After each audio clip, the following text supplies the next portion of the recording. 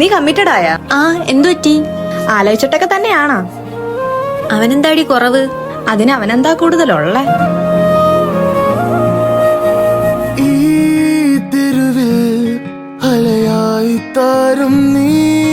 എന്തു പറ്റി? എടാ എനിക്ക് റിലേഷൻ മുന്നോട്ടൊന്നും താല്പര്യമില്ല. എടി എടി അതെന്തു പറ്റി? എന്റെ ഫ്രണ്ട്സ് എല്ലാവരും പറയുന്നത് നിന്റെ അസുഖം എനിക്കും പടരുന്ന. സോ എനിക്ക് നല്ല പേടിയുണ്ട്. അതുകൊണ്ട് എനിക്ക് റിലേഷൻ മുന്നോട്ടൊന്നും താല്പര്യമില്ല. എടി എടി അങ്ങനൊന്നും ഇല്ല.